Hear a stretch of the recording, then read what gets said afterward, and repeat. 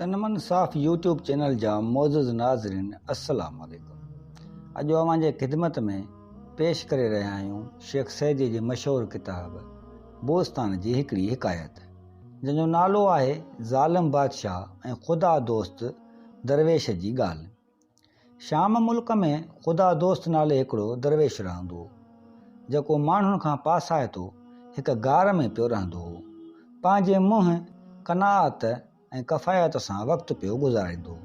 न कंहिंजे ॿिनि में न कंहिंजे टिनि में सॼो वक़्तु अलाह जे ज़िक्र फ़िक्र ऐं इबादत में मसरूफ़ रहंदो।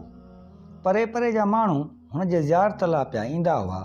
जॾहिं दरवेशनि ॿियनि जा दर छॾे वञी अलाह जो दर अख़्तियार कयो हो त हाणे हुन जे दर ते अमीर ऐं ग़रीब पिया हाज़िरी ॾींदा हुआ। फ़क़ीर चइबो बि उनखे आहे जो हिर्स ऐं हवस खे तरक करे, लोक में का लालच न रखे। बाक़ी जेको नफ़्स जो मुरीद थींदो ऐं माण्हुनि में लालच रखंदो त उहो ज़रूरु ख़राबु थींदो। जंहिं इलाइक़े में हीउ भलारो बुज़ुर्ग रहंदो हो, उते शहर में हिकिड़ो ज़ालिम बादशाह बि रहंदो हो। छलन को कमज़ोर ऐं हीणो हुनखे हथु अचे, उनखे सताइण खां हीउ ज़ालिम न मुड़ंदो हो। मतिलबु त अहिड़ो कठोर दिलि ज़ालिम ऐं बेदर्स सरकश हो जो सॼो जहान उन खां तंग हो। केतिरा मज़लूम मिसकीन माण्हू हुन ज़ालिम जे ज़ुल्मनि खां तंग अचे मुल्क छॾे उतां लॾे हलिया विया हुआ। जिते वञी वेठा हुआ उते हुन ज़ालिम जे ज़ुल्मनि जूं ॻाल्हियूं पिया कंदा हुआ। बाक़ी के बेकस माण्हू ऐं बेवा औरतूं वञी मुल्क में बचा। से बि मायूसीअ ऐं मजबूरीअ सां वक़्तु पिया गुज़ारींदा हुआ। भला जिते ज़ुल्म आम जाम हूंदो त कंहिंजे चपनि ते मुर्क रहंदी, कंहिंखे ख़ुशी नसीब थींदी। उहो ज़ालिम बादशाह बि कॾहिं कॾहिं हिन बुज़ुर्ग दरवेश जी ज़ियारत लाइ वटि हाज़िर थींदो, पर हीउ ख़ुदा दोस्त फ़क़ीर हुन ॾांहुं अखि खणी निहारींदो बि कोन हो।